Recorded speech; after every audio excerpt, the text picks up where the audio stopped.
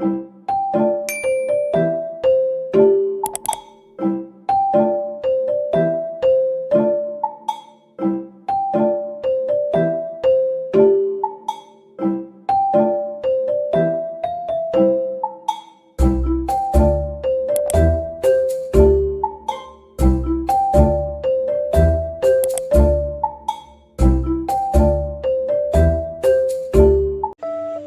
semuanya, di sini saya akan membahas materi kedua pada mata kuliah metodologi penelitian, yaitu rumusan masalah penelitian.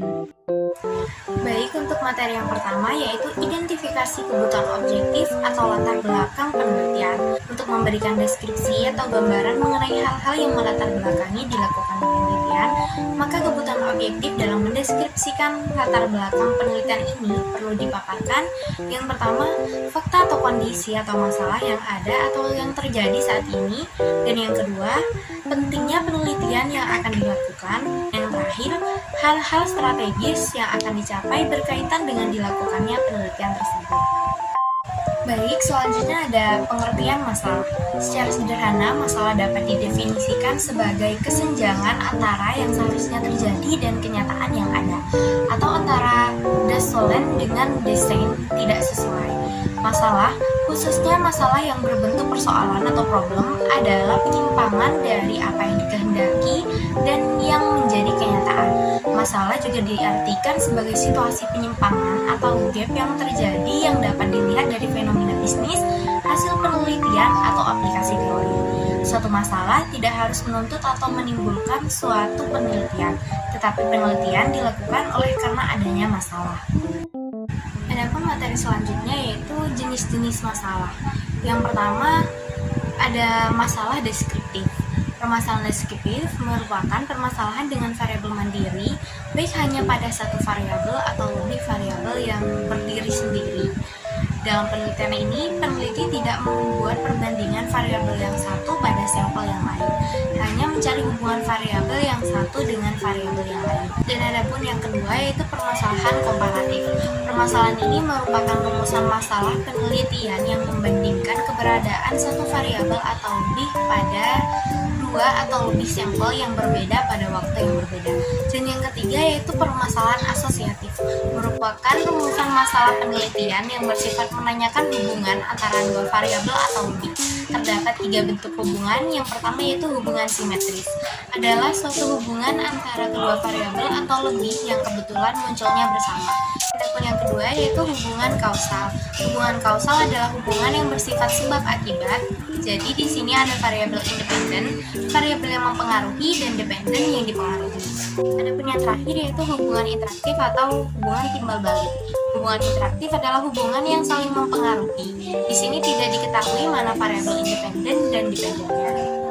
Berikutnya yaitu menggali rumusan masalah. Untuk menggali suatu masalah dalam penelitian, langkah pertama yang harus dilakukan peneliti yaitu menentukan terlebih dahulu identifikasi masalah yang akan dipilih. Di sini terdapat tiga identifikasi masalah. Yang pertama yaitu fenomena bisnis, yang kedua yaitu riset gap, dan yang ketiga teori gap. Setelah menentukan identifikasi masalah yang akan dipilih, maka langkah selanjutnya yaitu membuat latar belakang dari identifikasi masalah yang dipilih.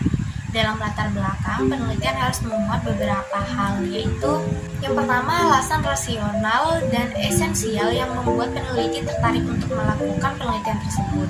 Dan yang kedua, penelitian berdasarkan fakta-fakta data, referensi, dan temuan penelitian sebelumnya. Dan yang ketiga, gejala-gejala kesenjangan yang terdapat di lapangan sebagai dasar pemikiran untuk memunculkan permasalahan dan bagaimana penelitian mengisi ketimpangan yang ada. Dan yang keempat, kompleksitas masalah jika masalah itu dibiarkan dan akan menimbulkan dampak yang menyulitkan, menghambat, mengganggu, bahkan mengancam. Dan yang kelima, pendekatan untuk mengatasi masalah dari sisi kebijakan dan teoris. Dan yang terakhir, penjelasan singkat tentang kedudukan atau posisi masalah yang diteliti dalam ruang lingkup bidang studi yang ditekuni peneliti. Setelah menyusun latar belakang, langkah selanjutnya itu merumuskan suatu masalah. Adapun cara membuat rumusan masalah yaitu pertama, tentukan permasalahan sesuai dengan kemampuan. Kedua yaitu sesuaikan dengan landasan teori. Dan yang ketiga, buatlah dengan menggunakan format 5W+1H. Yang keempat, gunakan kalimat tanya yang singkat, jelas, dan padat. Dan yang kelima, sesuaikan dengan tujuan penelitian. Rumusan masalah yang dibuat di sini akan menjadi rumusan masalah untuk penelitian Anda dan akan menjadi pembahasan yang akan dibahas pada penelitian Anda. Identifikasi masalah penelitian merupakan langkah yang diambil peneliti di awal riset. Penelitian sendiri akan melakukan identifikasi masalah dengan menjelaskan terlebih dahulu apa masalah yang ditemukan serta bagaimana masalah tersebut akan diukur dan dihubungkan dengan suatu prosedur penelitian. Berikut merupakan 3 jenis identifikasi masalah penelitian. Yang pertama itu ada fenomena bisnis. Berbagai fenomena bisnis yang sering terjadi sehingga dapat dijadikan permasalahan dalam melakukan penelitian seperti peningkatan atau penurunan penjualan, keluhan konsumen, efektivitas promosi, dan seterusnya. Masalah tersebut diperoleh perusahaan dari hasil observasi, laporan-laporan, berita di koran, jurnal, dan sebagainya. Biasanya gambaran fenomena bisnis dalam masalah penelitian diletakkan pada bab 1. Pada latar belakang, hal tersebut dikarenakan gambaran fenomena atau masalah akan menjadi alasan kenapa penelitian tersebut harus dilakukan dan juga untuk dijadikan acuan dalam penyusunan baris penelitian. Kedua yaitu gap riset, merupakan sebuah penelitian yang di dalamnya ditemukan inkonsistensi antara hasil penelitian dengan data-data yang ditemukan, seperti adanya kesamaan variabel tetapi hasil penelitian menemukan temuan yang berbeda. Terjadinya gap riset disebabkan oleh banyak hal, salah satunya karena ada yang terlewatkan saat pengambilan data sehingga terjadi hasil yang berbeda.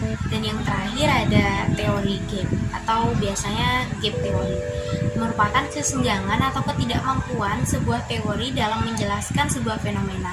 Oleh karena itu teori gap tersebut lalu dipertanyakan. Teori mengkaji sebuah teori dan membanding-bandingkan berbagai teori yang kemudian digugat dan menawarkan teori baru. Berikutnya yaitu rumusan masalah penelitian. Perumusan masalah merupakan salah satu tahap di antara sejumlah tahap penelitian yang memiliki kedudukan yang sangat penting dalam kegiatan penelitian. Masalah penelitian merupakan rumusan mengenai bagaimana sebuah masalah akan dicoba dan dipecahkan melalui sebuah penelitian ilmiah. Dengan adanya rumusan masalah akan membuat penulis mencari jawaban atas pertanyaan yang dikemukakan, sehingga penelitian nantinya akan memiliki sebuah kesimpulan. Tanpa perumusan masalah, suatu kegiatan penelitian akan menjadi sia-sia dan bahkan tidak akan membuahkan hasil apa-apa. Sebelum membuat rumusan masalah yang layak untuk diteliti, berikut beberapa teknik yang perlu diperhatikan seorang peneliti dalam merumuskan suatu masalah. Yang pertama, dirumuskan dalam bentuk kalimat pertanyaan, singkat, jelas, dan padat. Dan yang ketiga, memberi petunjuk dimungkinkannya pengumpulan data dan adanya metode pemecahannya. Dan yang keempat, rumusan masalah haruslah sinkron dengan judul atau sama dengan penelitian tersebut. Setelah menyelesaikan tahap perumusan masalah penelitian yang baik, maka langkah selanjutnya ialah melakukan perumusan tujuan penelitian. Tujuan penelitian secara umum, tujuan penelitian merupakan rumusan kalimat yang menjelaskan tujuan akhir yang akan dicapai oleh peneliti setelah penelitian selesai dilakukan, untuk memberikan gambaran yang tegas tentang sasaran dan ruang lingkup penelitian. Adapun teknik merumuskan tujuan penelitian, yang pertama yaitu singkat dan spesifik, dan yang kedua diarahkan untuk menjawab permasalahan yang telah dirumuskan. Terakhir, dalam penyusunan bab 1, di bab 1 itu terdapat latar belakang, rumusan masalah, dan tujuan masalah, dan yang terakhir yaitu manfaat penelitian, merupakan rumusan kalimat yang menjelaskan manfaat atau kontribusi yang akan diperoleh dari hasil penelitian dan siapa pihak yang akan mendapatkan manfaat tersebut. Pun teknik merumuskan manfaat penelitian disebutkan secara detail siapa saja yang mendapat manfaat bagi peneliti, bagi civitas akademika, bagi instansi atau lembaga keuangan, dan apa manfaat yang akan diperoleh dari hasil penelitian. Dan materi yang terakhir yaitu judul penelitian. Judul penelitian adalah cerminan dari keseluruhan isi dan tujuan dari penelitian yang dilakukan yang dirumuskan dari masalah penelitian. Judul dibuat berdasarkan masalah-masalah yang akan diselidiki. Menurut Nawawi, judul penelitian harus mampu memberikan gambaran umum atau gambaran keseluruhan masalah dan atau masalah-masalah yang diungkapkan. Judul penelitian dimaksudkan untuk memperjelas dan mempertajam ruang lingkup dalam bidang telaah dari tema topik penelitian. Sebelum menentukan judul yang akan diangkat dalam sebuah penelitian, berikut merupakan beberapa pertimbangan yang perlu diperhatikan dalam memilih judul.